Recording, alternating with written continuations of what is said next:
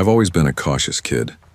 Not the kind of cautious that keeps you from having fun, but the type that double-checks the front door before bed and keeps a baseball bat tucked behind the closet door.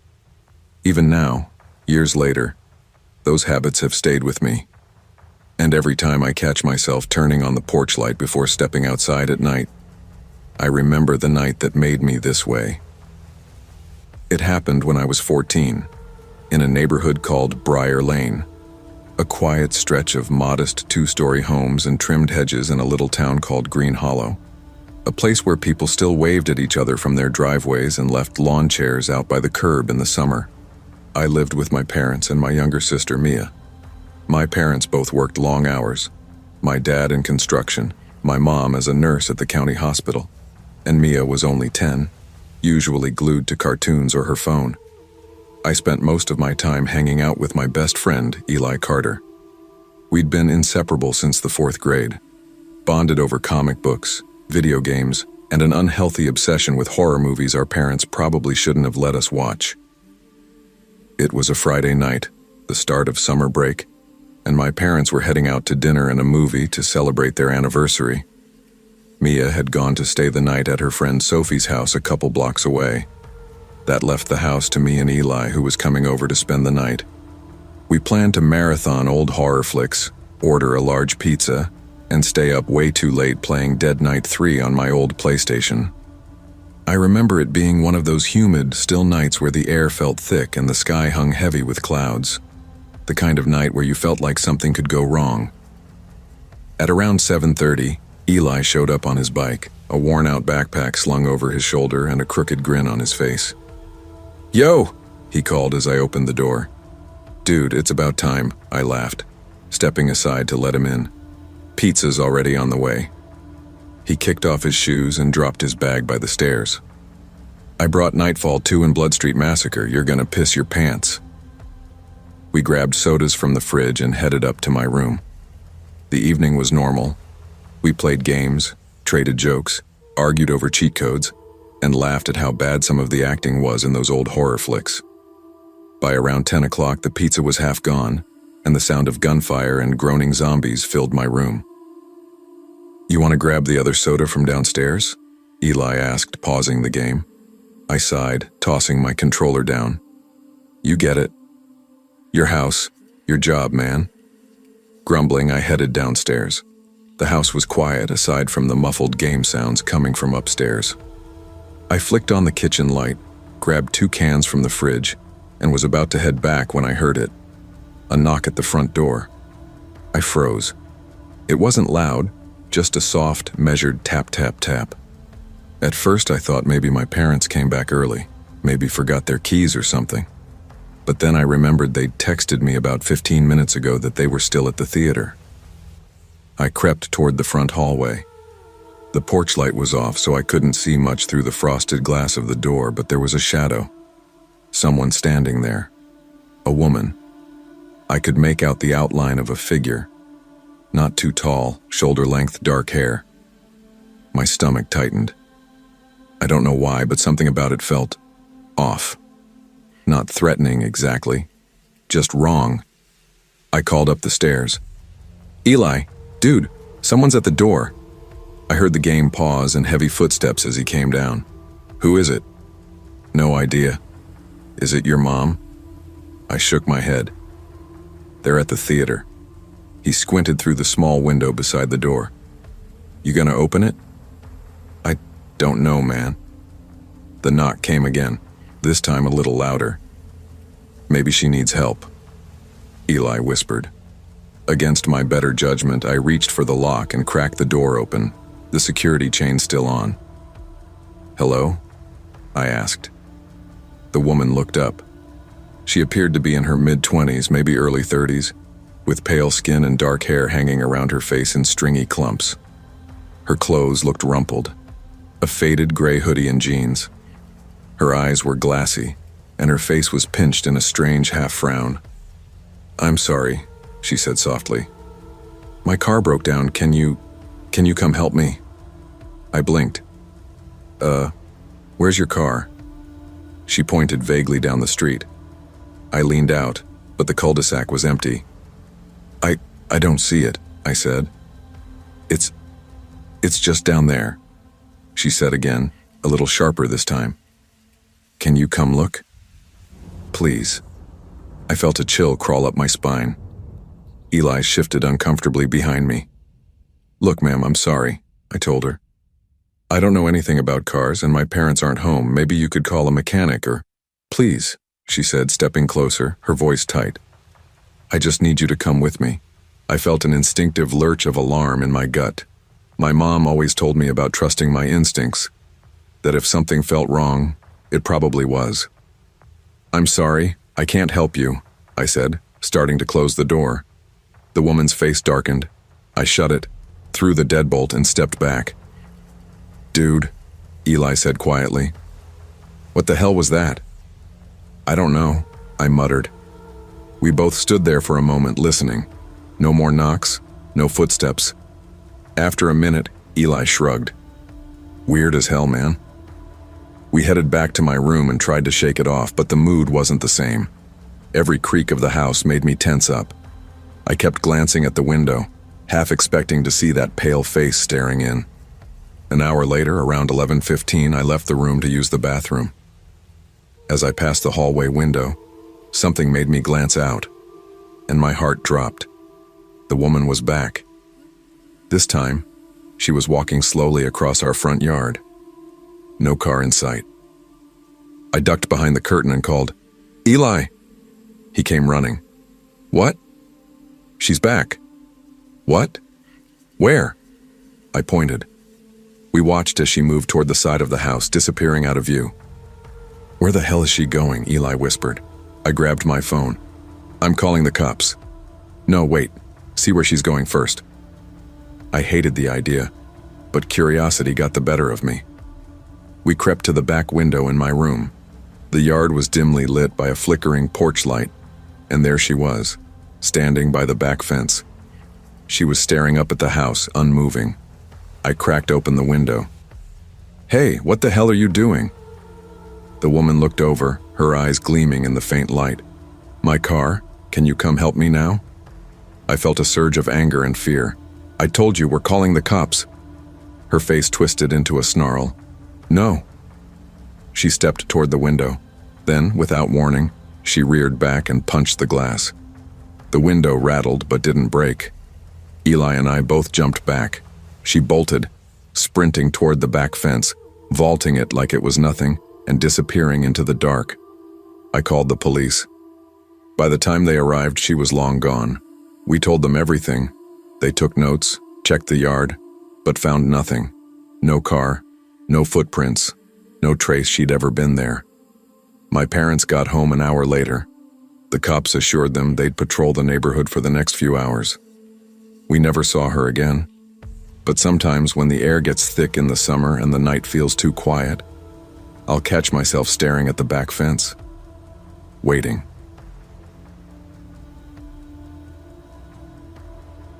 I've always had a strange relationship with sleepovers. It probably comes from the fact that I was a pretty anxious kid. Not the kind of anxious where you can't function, but the kind where you overthink little things that most kids your age wouldn't give a second thought. I was the one double-checking if my backpack was zipped at recess, or feeling my chest tighten if my mom was 5 minutes late picking me up from school. But when you're 9 years old, sleepovers are a kind of social currency. Every birthday party came with the unspoken question, are you sleeping over?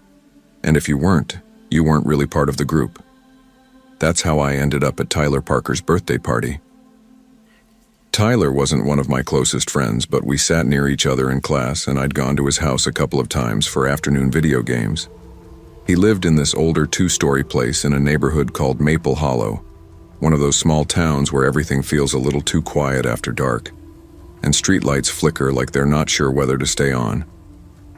It was early November. The trees were bare, and that damp, cold air had started to settle in at night, the kind of cold you feel in your bones. There were 8 of us total. I knew maybe 3. My best friend Ryan, a kid named Cody, and this other guy we called Dino. The rest were guys from Tyler's soccer team or kids I'd seen around school but never really talked to. Tyler's parents had the whole thing planned out. Pizza, a couple of scary movies, some games. It was about what you'd expect from a kid's birthday sleepover in a small town. We played manhunt in the backyard until the cold chased us inside, scarfed down slices of greasy pepperoni pizza, and watched a movie called The Haunting of Black Hollow. Most of us pretended it didn't scare us. By midnight, we were all packed into Tyler's room. It was surprisingly big for a kid's room. His bed was pushed up against one wall, a TV in the corner, and sleeping bags scattered everywhere else.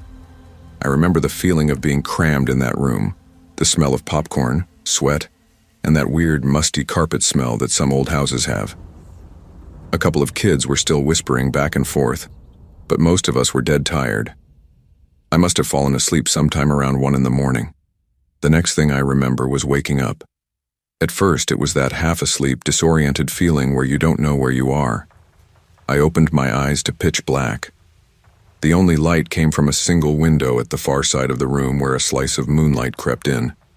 For a second, I panicked, thinking I was in my own bed, but something felt wrong. Then it hit me. Tyler's sleepover. Right. Everyone else was still asleep. I could hear the soft, steady breathing of bodies around me. Someone sniffled. I shifted in my sleeping bag and glanced toward the window, and that's when I saw it. A figure. Standing there at the window. At first I thought it might be Tyler or one of the other kids, maybe pulling a prank, but no. The shape was taller, broader. An adult. And worse than that, one of the kids was standing right up against the window too. I squinted. It was a kid I barely knew. Mason, I think his name was. One of Tyler's soccer friends. And he was talking to the man. I couldn't hear what they were saying. It was too quiet, but I could see Mason's head nodding, gesturing toward the window and the man leaning in close, his face obscured by shadow. I froze. Every instinct in my body screamed that something was wrong.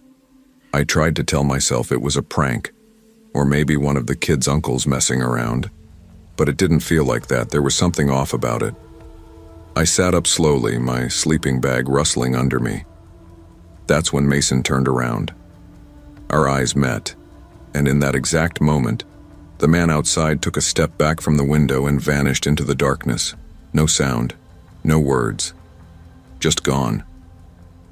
Mason stared at me for a beat longer, then without a word, walked back to his sleeping bag and lay down. I didn't say anything. I don't know why. Maybe it was because I was terrified, or maybe because in my 9-year-old brain I couldn't even process what had just happened. I lay back down, my heart pounding so hard I could hear it in my ears. I kept my eyes on that window for what felt like hours, but nothing happened. Eventually, exhaustion won out. When I woke up the next morning, it was like it hadn't happened at all. The room was full of sunlight and the chatter of kids already tearing into leftover cake and grabbing controllers for the PlayStation. I saw Mason sitting by the TV. I walked over, feeling my stomach twist. "Hey," I said, keeping my voice low. "Who was at the window last night?" He blinked at me, confused. "What are you talking about?" "You were standing at the window," I told him. "There was a guy there. I saw you." Mason frowned, shook his head. "I didn't get up last night. I think you had a dream or something." I felt a cold shiver crawl up my spine. "I wasn't dreaming," I said. But he just shrugged and turned back to the TV. I didn't bring it up again. Not then. Not until months later. It was in March, at another kid's birthday party. A kid named Alex down the street. Mason was there too. We ended up playing tag outside, and when we were both catching our breath by the fence, I brought it up. "Hey," I said, "do you remember Tyler's sleepover, the guy at the window?" I expected him to deny it again, but this time he didn't. He glanced around like making sure no one else was listening, then leaned in. "I remember," he admitted. "I just didn't want to say anything before. I thought I'd get in trouble or something." "Who was it?" I asked. "I don't know," Mason said. "I woke up and he was just there, at the window." He waved me over. I thought it was like somebody's dad or uncle. He kept saying to come open the front door, that it was important.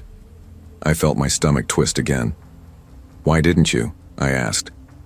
"Because I saw you," Mason said. "You sat up and looked at me. And then the guy just ran." I didn't know what to say to that. We never talked about it again, and neither of us ever went back to Tyler's house for a sleepover. I don't know who that man was. I don't know what would have happened if Mason had opened that door. But sometimes on cold nights I still think about it. About how thin the glass was between us and him. And about how easily it could have gone another way.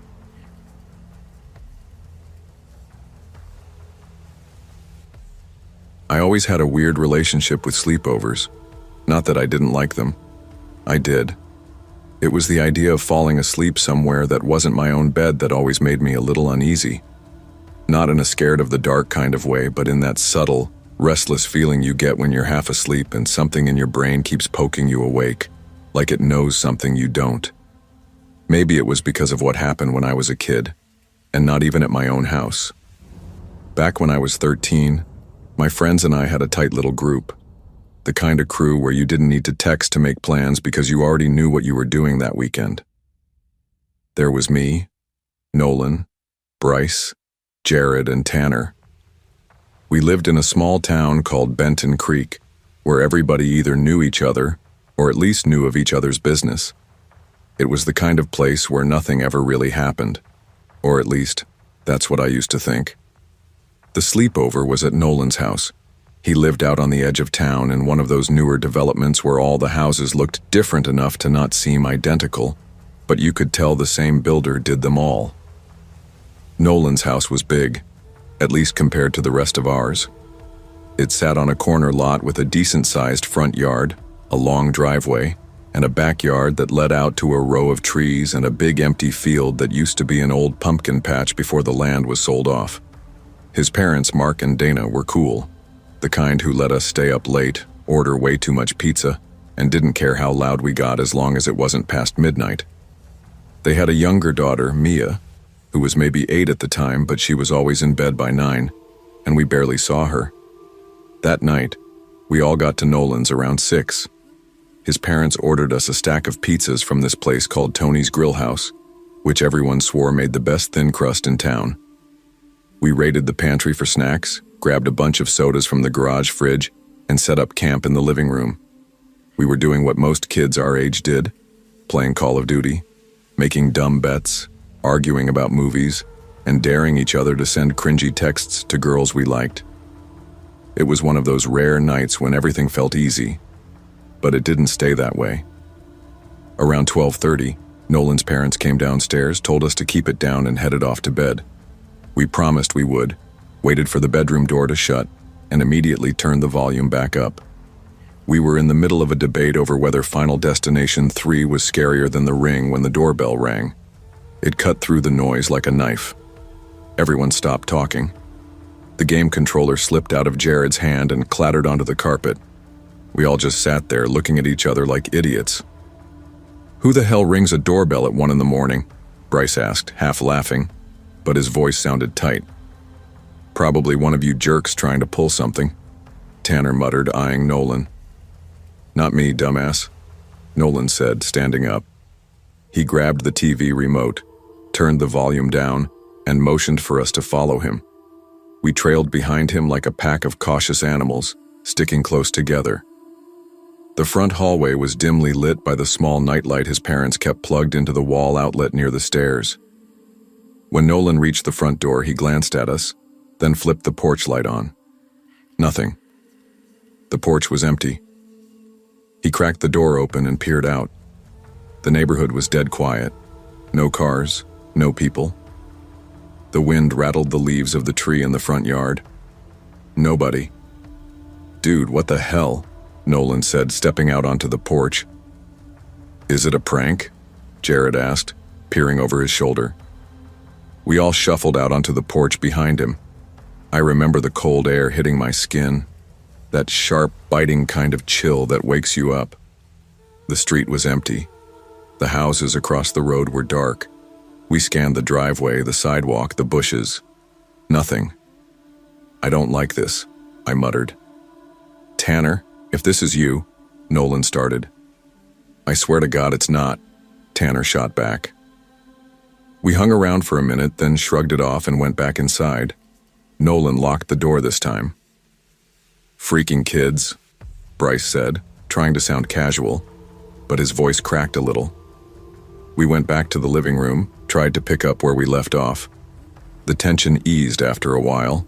We joked that it was probably some kid from school messing with us, or some drunk guy who hit the wrong house. Another 20 minutes passed, and then the doorbell rang again. We froze. This time no one said anything. Nolan didn't even hesitate. He got up and we all followed, every one of us with that sick, anxious knot in our stomach. He flipped the porch light on. Again, no one there. We opened the door, stepped outside. The night felt heavier this time, like the air itself was pressing down on us. "Okay, screw this," Nolan said. We checked the driveway, the side of the house, even the backyard. Tanner grabbed a stick from the edge of the fence just in case. But nothing. The street was as empty as before. We went back inside, locked every door. This time, the unease stuck around. None of us wanted to be the one to suggest going to bed, but the game stayed off. We turned on a movie, The Goonies, something light. And then came the sound. A quiet click. The sound of the front door opening. For a second, no one moved. We just stared at each other. "Did you lock it?" I asked Nolan. I thought I did," he stammered. Nobody dared go check. We weren't near the stairs leading up to the bedrooms, but we were close to the basement door. "I say we go down there," Tanner whispered. "And get trapped?" Jared hissed. But when we heard another faint noise, the softest scuff of a footstep on hardwood, we bolted, straight to the basement. Nolan yanked open the door and we tumbled down the steps one after another. He slammed the door behind us. For a long while, none of us spoke. We huddled in the cold, unfinished basement, among the stacked boxes and old furniture. "Who the hell was that?" Bryce finally whispered. "I don't know," Nolan said. We left the front door unlocked when we went out the second time.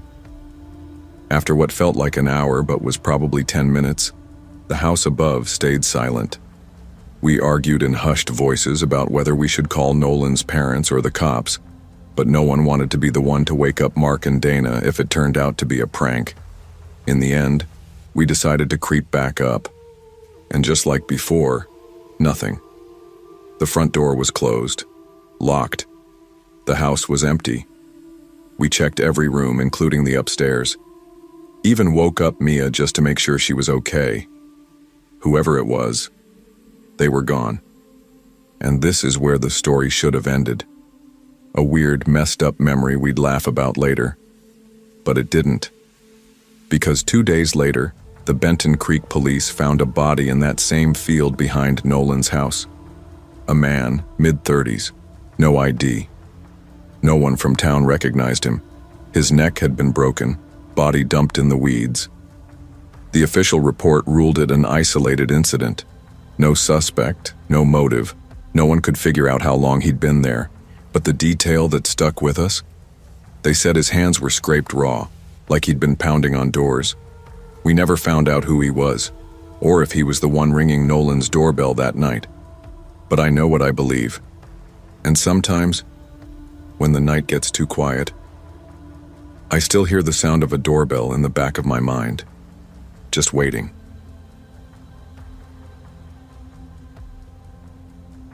I still don't know who was out there that night.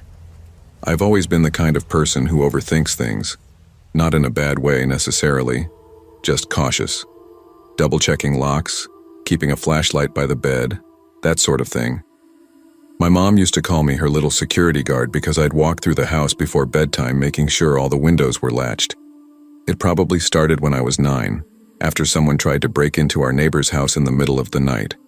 I remember waking up to the sound of police radios and seeing flashing blue lights fill my room. That feeling of knowing someone had been so close right outside while we slept never fully left me. It didn't help that we lived in Fairview, a small town tucked against the edge of a long stretch of woods. The kind of place where your nearest neighbor might be 2 or 3 houses down, where the streets got so quiet at night you could hear a dog barking from a mile away. People in town always said Fairview was safe, but I knew better. Every place has its stories. Ours just didn't make the papers. I was 14 when it happened. It was late October. The air was sharp and dry, and you could smell the coming winter in the wind. My best friend at the time, Mason, was a year older than me. Mason lived in a 2-story house on Glenmore Street, a few blocks down from my place. We'd known each other since 4th grade and did everything together. Baseball in the summers, video games in the winters, riding bikes down the old trails behind the quarry, even though both our moms told us not to. One Friday afternoon, Mason asked if I wanted to spend the night. His parents were both working late shifts. His mom was a nurse at Fairview Medical, and his dad was a night supervisor at the steel mill out past Route 11. It wasn't unusual. Mason's house was kind of our hangout spot whenever his folks were gone. Big living room, fridge stocked with snacks, and a wide backyard that sloped down toward the tree line. His dog, a lazy golden retriever named Duke, was usually our only company. I remember walking over around 6, the sun just starting to set behind the trees, painting the sky with that orange and purple gradient you only seem to get in October. Mason was already upstairs in his room, booting up his PlayStation when I got there. "Dude," he said, grinning, "I finally downloaded Deadlight. It's gonna scare the crap out of you." I laughed. "You wish." We settled in like we always did. Lights off, TV glow painting our faces, controller in hand, bag of Doritos between us. Hours passed in that easy, aimless way nights like that do when you're a kid, and nothing else in the world seems to matter. It started around 11:30. We were halfway through a game when I heard it, a faint scratching sound. At first, I thought it was just the wind against the window.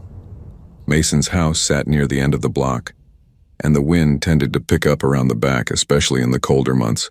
But then there was a soft, almost rhythmic tapping, like someone lightly drumming their fingers against glass. Mason paused the game. "You hear that?" I asked. He nodded, his eyes flicking toward the window. "It's probably Duke." Mason shrugged, though he didn't sound convinced. We ignored it at first, turned the volume up, focused on the game. But then came a muffled thump, not loud, but enough to cut through the sound of the TV and make both of us freeze. "What the hell was that?" I whispered. Mason didn't answer right away. He grabbed the flashlight he kept on his nightstand, a leftover habit from the time his power went out for 2 days after a storm. We crept over to his parents' room, where Duke usually slept when they weren't home. The door was cracked open.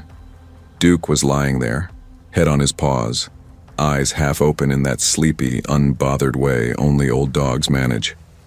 No way it was him. Mason turned to me, eyebrows raised. "Okay, what the hell?" We stood there for a second, both of us too stubborn to admit we were freaked out. Then Mason, trying to act casual, said, "Maybe something fell downstairs." I didn't buy it. Neither did he.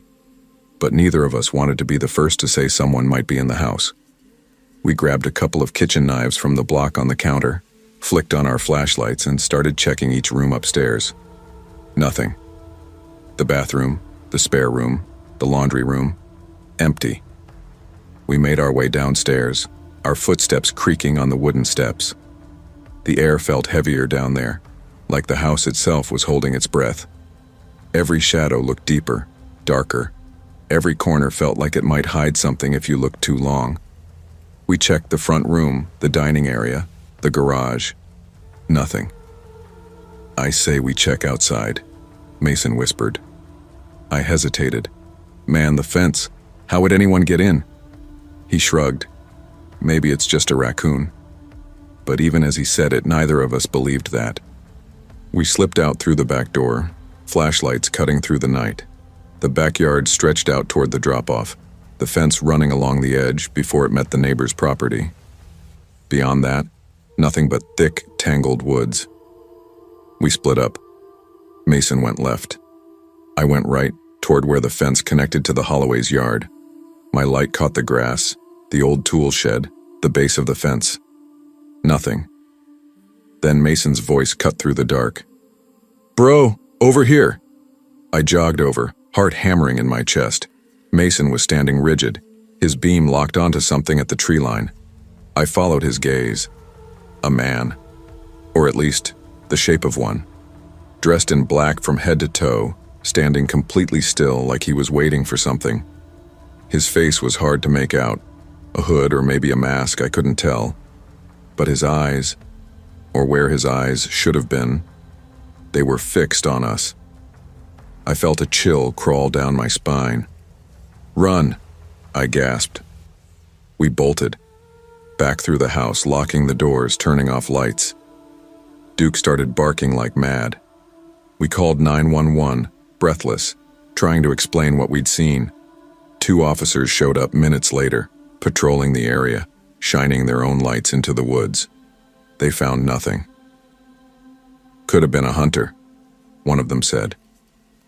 "We get 'em sometimes trying to cut through backyards to get to the clearing." I wanted to believe that. I really did. Mason's parents told us to stay inside, downstairs. We camped out in the living room, Duke lying between us, neither of us touching the video games. Every creak made us jump. About an hour later, Mason suddenly sat up, eyes wide. "Dude, did you see that?" "See what?" He pointed at the window. There was a light, like a flashlight or something.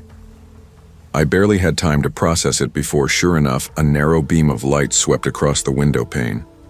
We called 911 again. More officers. More nothing. The rest of the night was a blur of half-slept hours, every sound keeping us awake. Mason's dad got home around 3, and though he didn't see anything either, we took him out back to show him where we'd seen the figure. He swore it was just some hiker or drunk kid, but even he seemed uneasy. A week later, it happened again. Same setup. Mason asked me to spend the night. Same back door, same backyard, same long stretch of woods. Only this time, there was no pretending it was nothing.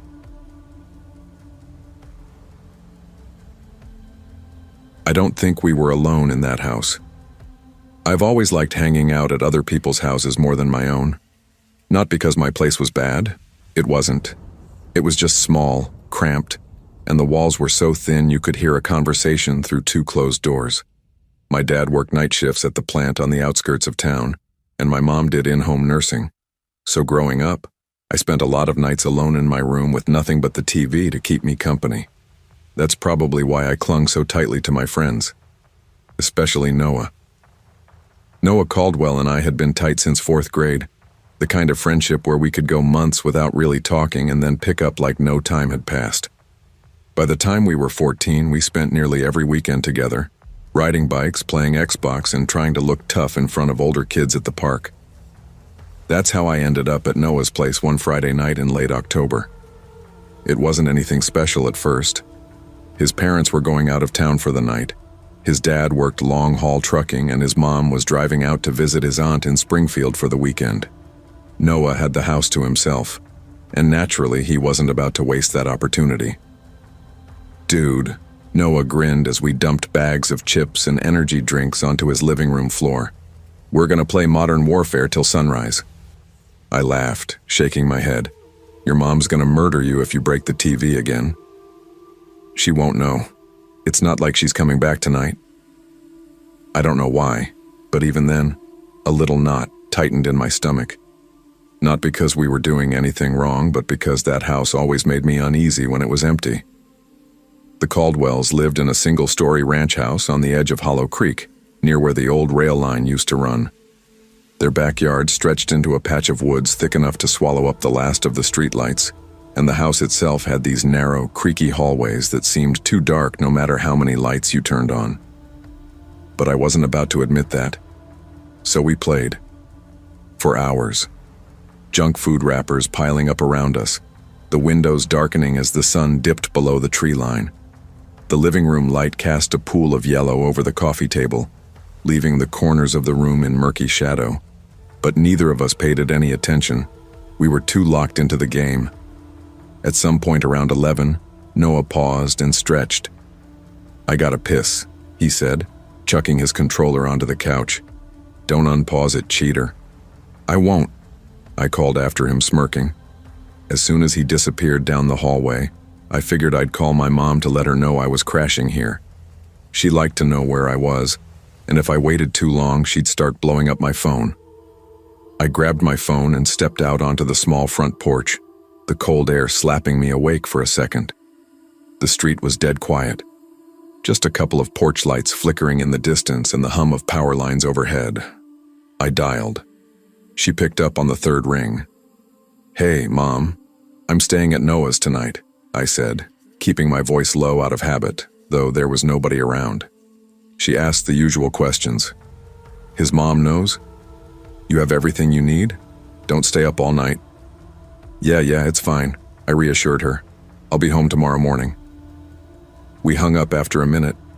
I shoved the phone back in my pocket and turned to go inside. The moment I stepped through the door, something felt off. I couldn't explain it. The living room was exactly how I'd left it. Game controllers on the couch, half-eaten bag of chips crumpled up on the table. Game paused, mid-match. But the air felt heavier somehow, like the temperature had dropped a few degrees. The house had gone dead quiet. No sound of the bathroom door closing or the toilet flushing. I stood there, listening. "Noah?" I called. No answer. I figured he was probably still in the bathroom, maybe watching some dumb video on his phone. But something about the way the shadows clung to the corners of the room made me uneasy. I crept down the hallway. The bathroom door was open. The light was on. Empty. My stomach did this weird little flip. "Noah?" I said again, louder. I heard a faint scuff of movement, like a footstep, from one of the bedrooms further down the hall. A sick sort of dread crept up my neck. I peeked into Noah's room. It was dark, the curtains drawn, empty. Another noise, this time from the spare bedroom at the end of the hall. I hesitated for half a second before inching toward it. "Noah, dude, quit messing around."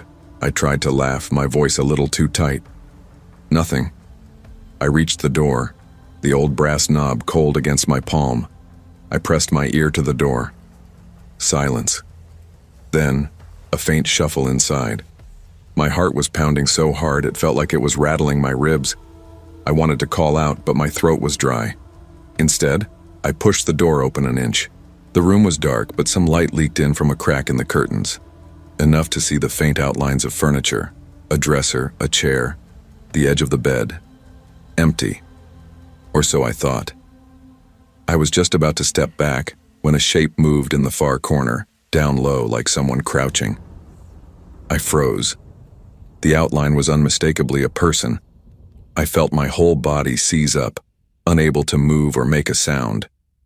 Then from behind me, a voice whispered, "Dude, what the hell is that?" It was Noah.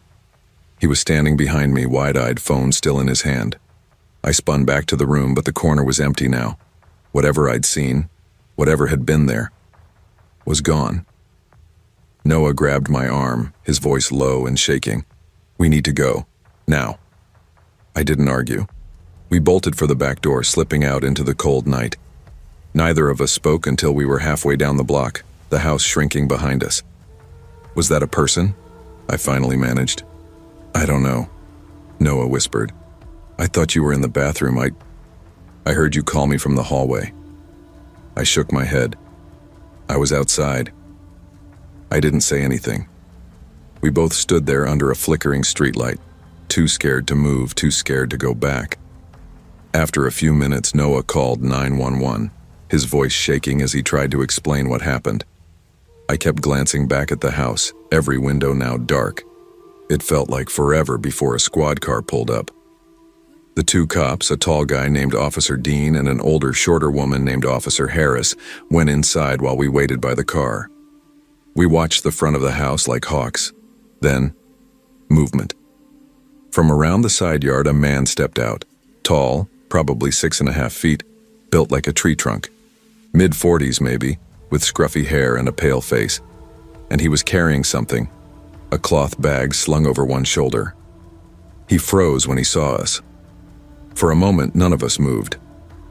Then, like some nightmare, he took a step toward the street, not running but moving fast, eyes locked on us. We screamed for the officers. The man bolted into the trees behind the house, vanishing into the woods. The cops gave chase but came back empty-handed. Inside the spare bedroom, they found a bag stuffed with random things: old clothes, a kitchen knife, a stack of mail. Like someone had been living there. And under the bed, an old, beaten-up sleeping bag. The worst part? There was a phone charger plugged into the wall, still warm to the touch. We never found out who he was or how long he'd been staying there. But that night changed both of us. I don't do sleepovers anymore, and Noah's family sold that house 6 months later. Some nights I still dream about that figure in the corner of the room. And every time I wake up, I check the corners of mine, just in case. A stin.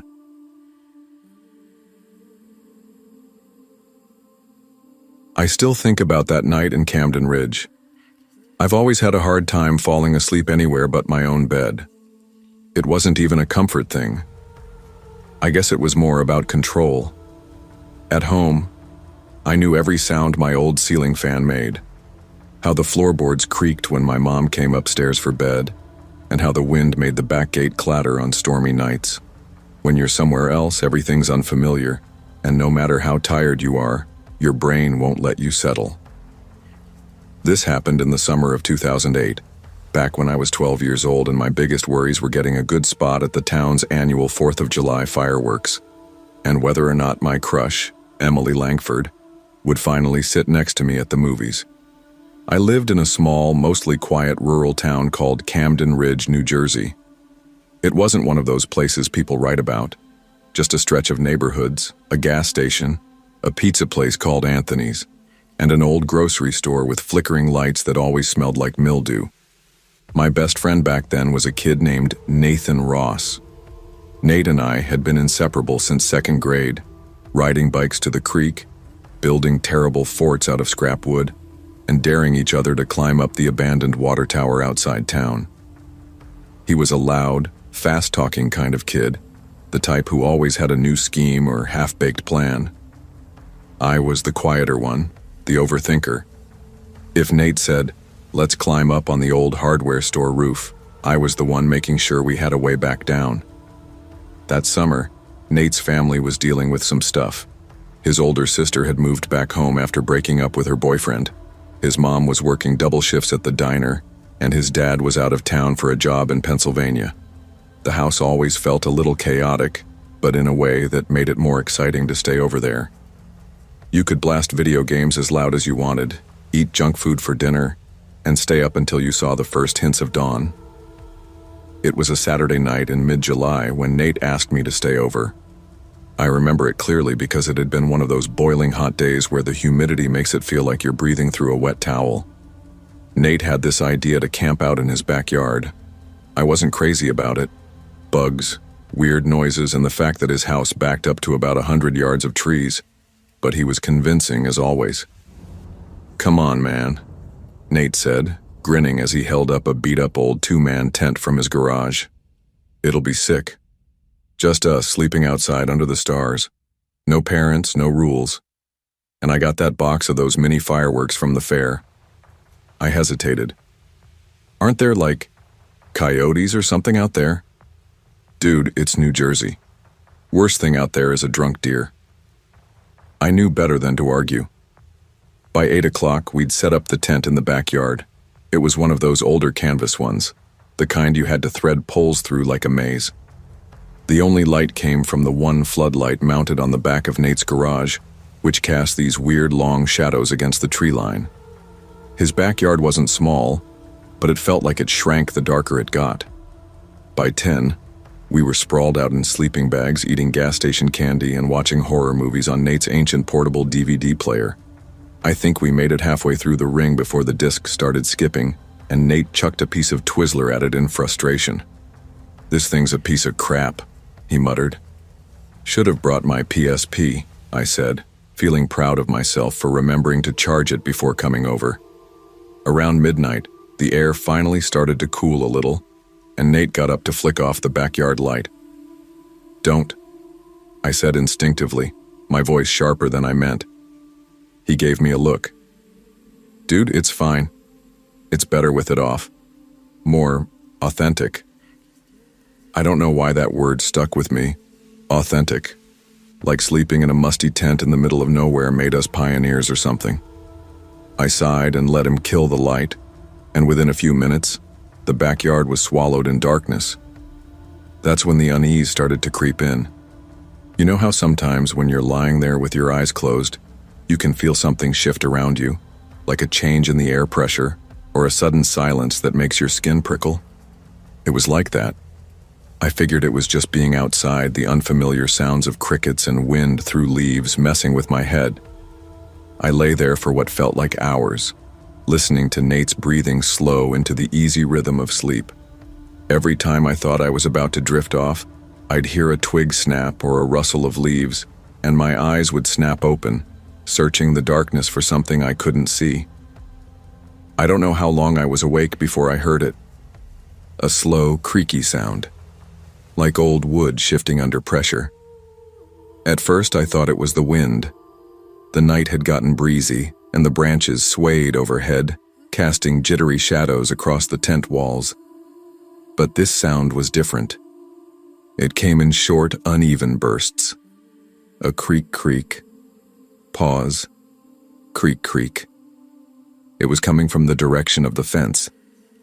Now Nate's backyard fence was this tall, leaning wooden thing that had been there longer than I'd been alive. His dad had always said he was going to tear it down and put up a new one, but it never happened. Beyond it was nothing but dense woods, a patch of untamed forest where nobody went. It was the kind of place kids made up stories about: witches, skinwalkers, escaped lunatics.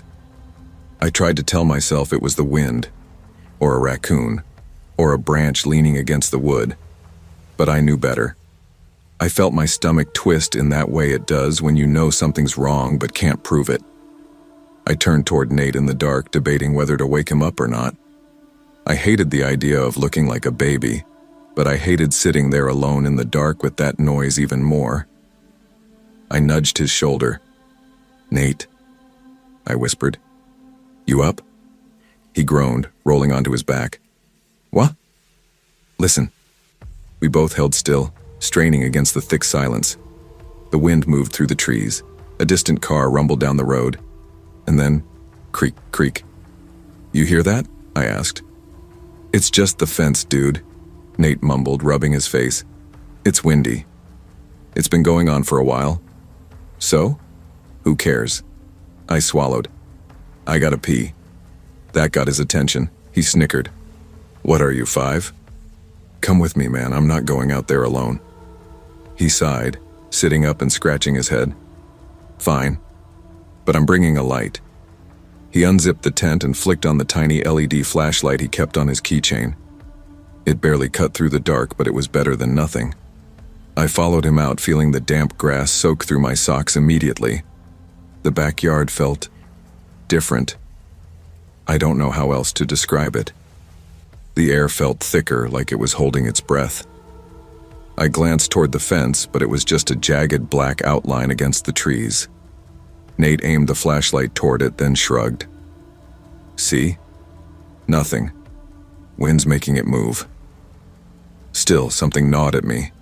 I edged closer to the garage and flipped on the backyard floodlight. And that's when I saw it. There was a figure leaning against the fence. A person, hunched over, head down, one hand pressed against the wood. They weren't moving. I couldn't make sense of it. My brain was trying to explain it away. A neighbor, a lost hiker, some drunk teenager. But none of those made sense. Who would be out there, in the dark, at almost 1 a.m, standing like that? I turned the light off immediately, my heart hammering against my ribs. I spun around and practically tackled Nate. "Go," I whispered hoarsely. "Now." He caught the look on my face and didn't argue. We both bolted for the back door. I heard him yelp, a sharp, panicked sound, and my blood ran cold. "What?" I gasped as we burst through the door and slammed it behind us. There was someone, he panted, right by the tent, like arm's length. I didn't look. I couldn't. We spent the rest of the night upstairs in Nate's room, the old fan in his window doing little to drown out the sounds from outside. Every now and then I swore I could still hear that fence creak, creak, but every time I looked there was nothing there. Nothing we could see anyway, and no one believed us the next day. But I swear to this day, something was out there, and it wasn't the wind.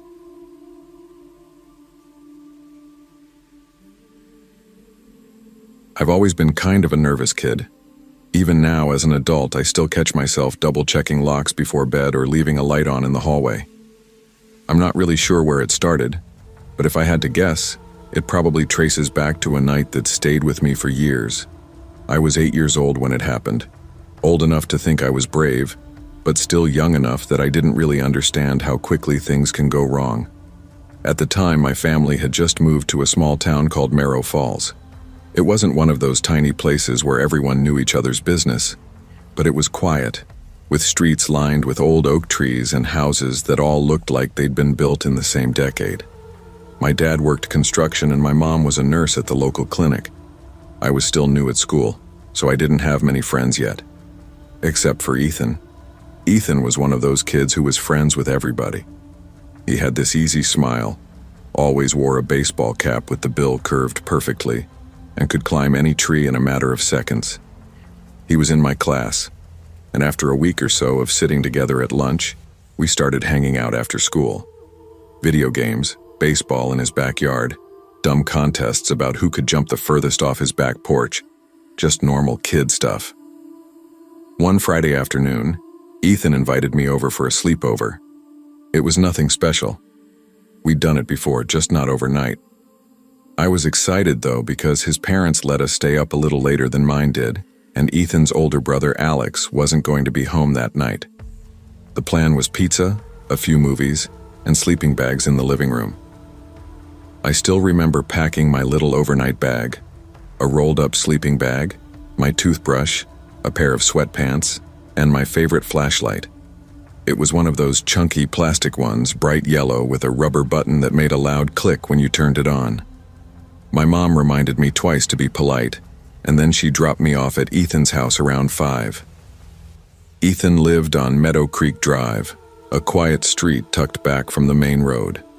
His house was 2 stories, white with dark green shutters, and a wide front porch. I remember noticing the porch swing was missing a chain on one side, so it hung lopsided. Little details like that stick with you. His mom, Mrs. Carter, answered the door with a big smile. "Hey, Ryan, come on in, sweetie," she said, stepping aside. The house smelled like something baking, probably cookies, and the living room was scattered with Ethan's stuff. Video game controllers, baseball cards, a half-built Lego set on the coffee table. It felt lived in a way my house never really did. We hung out in his room for a while, mostly playing some game on his old PlayStation. At around 6:30, Mr. Carter came home carrying 2 large pizza boxes and a bag of breadsticks. "Hey boys, who's hungry?" he called as he walked through the door. We rushed down the stairs like we were racing, and I remember feeling completely comfortable laughing along with them at the table. It was one of those evenings where everything felt good. Easy. After dinner, Mrs. Carter made a plate of chocolate chip cookies and we settled in the living room to watch a couple of movies. I don't remember exactly what we picked, but one was about aliens, and the other was some dumb comedy. By the time the second one ended, it was nearly 10 o'clock and the house had gone still. Mr. and Mrs. Carter said goodnight and headed upstairs around then. I remember Ethan's mom giving him a kiss on the top of his head as she passed. "Behave yourselves," she teased. Ethan and I spread our sleeping bags on the carpet in front of the TV. The room was dim. One lamp in the corner, the glow from the muted TV screen. Outside the window, I could see the tall silhouette of the maple tree in their front yard swaying in the breeze. It was one of those perfectly quiet nights. No cars, no distant dogs barking, just the occasional sound of the old house settling. Ethan fell asleep first. It happened fast, too. One minute he was telling me a story about some haunted house his cousin swore was real, and the next his breathing had slowed and deepened. I wasn't tired, though. I laid there on my back, staring at the ceiling fan blades moving lazily above me. Every once in a while, a car would pass by outside, headlights cutting briefly through the room. I tried to fall asleep. I closed my eyes, shifted in my sleeping bag, tried counting backwards from 100, all the usual kid tricks. But for some reason, I just couldn't settle. The house had that late-night hush to it, the kind where every creak and groan stands out. Maybe half an hour passed, maybe more. Then, I heard it. A soft, distinct sound, the click of a door latch being turned. It wasn't loud, but in the stillness, it felt sharp and deliberate.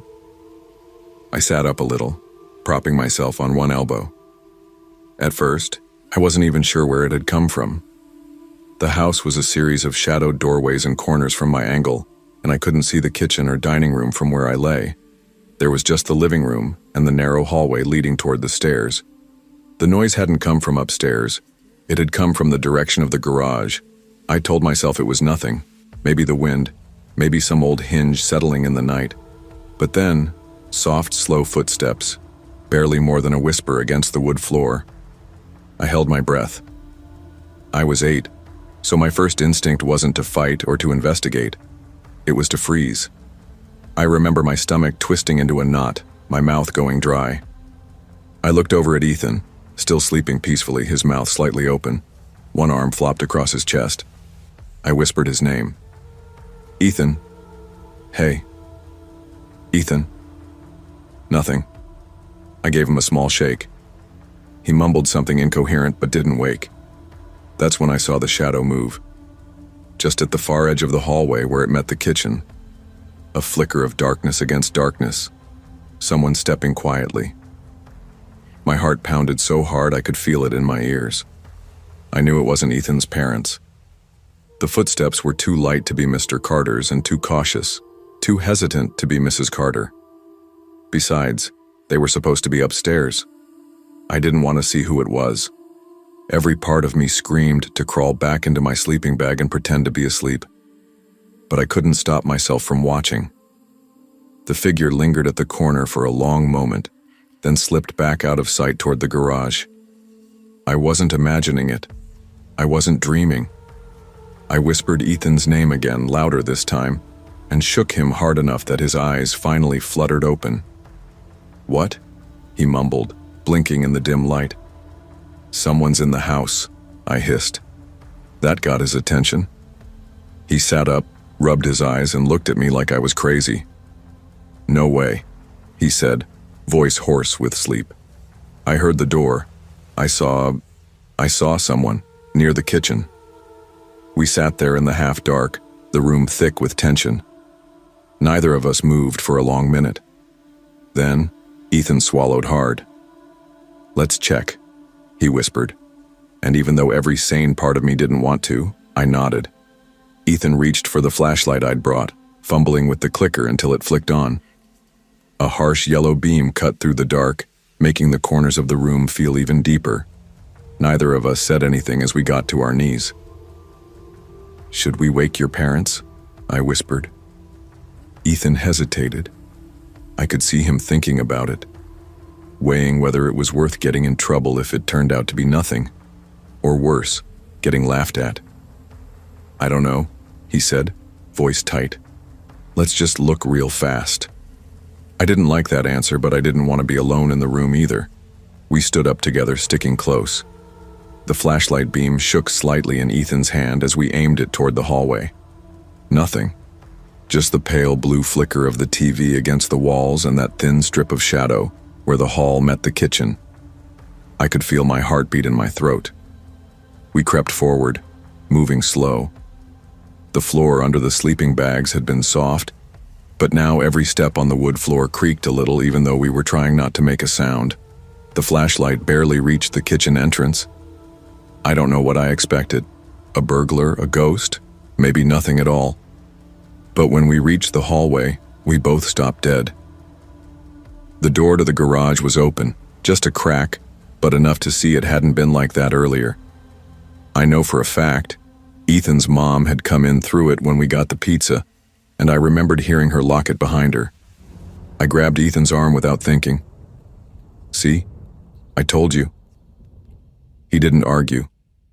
His face had gone pale, his lips a tight line, and then a sound. From the garage, a scrape, like something being dragged lightly across the concrete floor. I felt my whole body go cold. Okay, we tell my mom," Ethan said, his voice barely a whisper. He turned, and that's when it happened. A figure stepped halfway through the open garage door. I'll never forget what I saw. A man, mid-30s, maybe older, messy hair, dirty jeans, a torn jacket. His face was wrong, not disfigured or monstrous, just off. The way someone's face looks when they've been living rough for a long time. Gaunt, tired eyes, skin that hung loose around his mouth. He saw us, and for a split second, none of us moved. I think he was just as surprised as we were. Then Ethan screamed. Not a dramatic movie scream, a real panicked kid's scream that started high and broke halfway through. The man flinched back, and that was enough. Ethan grabbed my wrist and bolted for the stairs. I didn't need to be told twice. I followed, my bare feet slapping the wood floor. Behind us, I heard the man curse under his breath. A low, slurred word I didn't understand then, but probably would now. We crashed into Mr. Carter in the upstairs hallway. He must have been halfway awake from Ethan's scream, because when we barreled into him, he caught us both. "Hey, what the hell's going on?" "There's a man, in the house, in the garage," Ethan shouted, his voice breaking again. That was all it took. Mr. Carter pushed us behind him and stormed down the stairs in nothing but sweatpants. I remember him grabbing a wooden baseball bat from behind the coat rack at the bottom. Mrs. Carter was already on the phone. I think we all expected the guy to be gone by the time Mr. Carter reached the garage. But he wasn't. We heard a crash, something metal falling, then the sound of scuffling. Mr. Carter yelling something I couldn't make out. The guy tried to run, but the front door was locked. Mr. Carter had him cornered. A minute later, maybe less, red and blue lights flashed through the front windows. The police took him away in cuffs. Turned out he was some transient who'd been squatting in abandoned sheds around the edge of town. The officers said later he'd slipped into the garage earlier that evening, maybe around dinner time, looking for stuff to steal, not realizing people were home. He'd waited in the garage for hours, listened to us eat pizza, play video games, watch movies, then tried to sneak out after everyone was asleep. I remember one of the cops knelt down to talk to us after. "You boys did the right thing," he said. "That took guts." But I didn't feel brave, not even close. I didn't sleep the rest of that night. Mrs. Carter made up a spot for me in Ethan's room, and I kept my flashlight clutched in both hands until the sky outside turned gray. My mom picked me up early the next morning. I didn't tell her everything. Not right away. Just said I had a bad night. And yeah, even now, years later, I still double-check the locks. Still leave a hallway light on sometimes.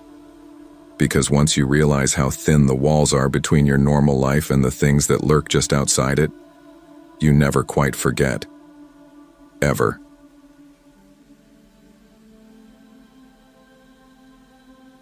I've always had this thing about sleepovers.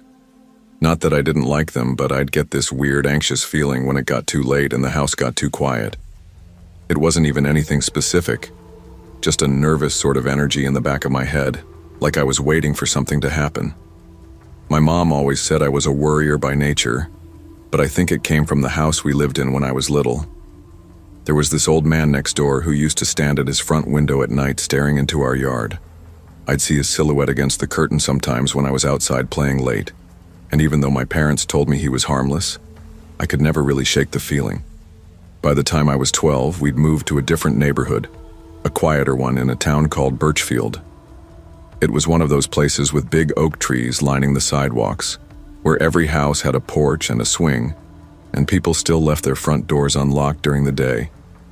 It felt safer, normal, and that's probably why I let my guard down. It happened during the summer before 7th grade. My best friend back then was a girl named Cassidy Harper. Cassidy was one of those loud, funny types, the kind of kid who always had some story to tell, and who somehow made it impossible to feel nervous when she was around. She lived a couple streets over from me on Weston Lane, in this 2-story tan house with white shutters and an old basketball hoop in the driveway. We'd been planning the sleepover for a week. It was just going to be me and her. Her parents were home, her older brother Mason was out of town at a baseball camp, and we had the whole upstairs to ourselves. It started like any other summer day. I packed my stuff into a small overnight bag, tossed in my favorite old sleeping bag with the blue and green plaid pattern, and walked the 4 blocks to Cassidy's house around 3 in the afternoon. The air was thick and warm, the kind of sticky summer heat that clings to your skin and makes the streets shimmer. Cassidy was waiting for me on the front porch when I got there, barefoot and holding a plastic cup of lemonade. "Took you long enough," she grinned, brushing her dark hair out of her face. "Hey, I had to pack important stuff," I said, lifting my bag and making a show of its weight. "Snacks, ghost stories, flashlight, priorities." She laughed and led me inside. The afternoon was easy. We played video games in her room, made microwave popcorn, and spent an hour raiding her mom's nail polish collection. Around 6, her mom called us down for dinner, spaghetti and garlic bread, the whole kitchen smelling like tomato sauce and butter. It felt like any other ordinary summer evening. After we ate, Cassidy had this idea to walk to Miller Park. It wasn't a big park, just a few blocks away, with a playground, a half-size baseball field, and a couple of picnic tables. We used to go there a lot during the school year after softball practice. "Come on," she said, tugging on my wrist. "It's not even dark yet. Let's go throw the ball around." I hesitated for a second. I don't know why. Maybe it was the heat or the stillness of the neighborhood, but something about the idea made me hesitate. Still, I shrugged it off. "All right," I said, grabbing my glove. We told her mom where we were going and left the house just as the sun was starting to lower in the sky, painting the clouds with orange and pink streaks. The walk to Miller Park took maybe 10 minutes, just following Weston Lane and cutting through the alley behind the Delaney's house. The streets were quiet, a few cars parked in driveways, sprinklers watering lawns, the sound of cicadas starting up in the trees. When we got to the park, it was empty. I mean, completely empty, which wasn't too weird for a weeknight in summer, but it made the place feel bigger than usual. The old metal playground creaked in the breeze, the baseball diamond's infield dry and cracked under the fading sun. A couple of squirrels chased each other around the trunk of an oak tree near the benches. We set our bags down near the field and started tossing the ball back and forth, just easy throws at first. Cassidy was better than me, always had been, but she didn't show off or anything. We joked around, tried trick catches, made fun of the way the glove smelled after a season of use. I'm not sure when we first noticed the guy, maybe 15-20 minutes after we got there. He wasn't there at first, I'm sure of it. But then, at some point when I turned to chase after a grounder that got away from me, I saw him sitting on one of the benches near the path that led to the street. He was wearing sunglasses, which felt weird since the sun was nearly down. He had on a gray hoodie, jeans, and these old-looking black sneakers. His head was down like he was looking at his phone, but every once in a while I could feel him glancing up. I tossed the ball back to Cassidy. "Hey, do you know that guy?" I asked. She shook her head, following my gaze. "Never seen him before." We kept playing for a bit, pretending not to notice, but both of us felt it, that shift in the air when you realize someone's watching. The guy didn't move, didn't do anything, just sat there. "I think we should go," I said after a while, trying to sound casual. "Yeah, good idea." We grabbed our stuff and started heading out of the park, sticking to the path on the far side. As we passed the bench, I could see out of the corner of my eye that the guy turned his head slightly, tracking us. Neither of us said a word until we got to the sidewalk. "He's following us," Cassidy muttered. I didn't have to look to know it was true. You can feel it, like this electric pressure behind your spine. I could hear the soft scrape of his sneakers on the pavement about 20 feet back. "Let's cut through the alley by Peterson's," I said. We turned right instead of left down a narrow side street, then hooked a sharp left into the alley between two houses. It smelled like trash and grass clippings. We picked up our pace, not running, but walking fast. When we reached the other end, I risked a glance back. No one there. My stomach unclenched a little. Maybe he... And then Cassidy grabbed my arm. "Look." He was at the other end of the alley, not running, just standing there like he'd been waiting for us to pop out, his sunglasses still on even though it was nearly dark now. I felt cold all over. Cassidy didn't wait. "Come on," she hissed, and we bolted. We ran back toward Weston Lane, cutting across someone's yard, jumping a low fence, sprinting like hell until we hit her street. We didn't stop until we reached her front porch, flinging the door open and locking it behind us. Her mom was in the living room. "Girls? What's wrong?" We tried to explain, out of breath, hearts pounding. "Some guy at the park, following us," I stammered. Her mom immediately went to check outside through the window, but there was no one there. She said it was probably a misunderstanding, maybe just someone passing through. I could tell she didn't really believe it either, but she didn't want to scare us. We stayed inside the rest of the night, but it wasn't over. Not yet. Even after Cassidy's mom checked the windows and assured us everything was fine, neither of us really settled. We pretended to watch a movie in her room, some dumb comedy we'd seen before, but every little creak of the house made me jump. The distant sound of a car door shutting outside had Cassidy muting the TV and glancing toward the window. By the time it hit 11:30, we were both just lying there in our sleeping bags, wide awake. The house was dead quiet. The only light came from the hallway nightlight Cassidy's mom kept plugged in near the stairs. "I keep thinking about that guy," Cassidy whispered. "Me too. Do you think maybe he followed us home?"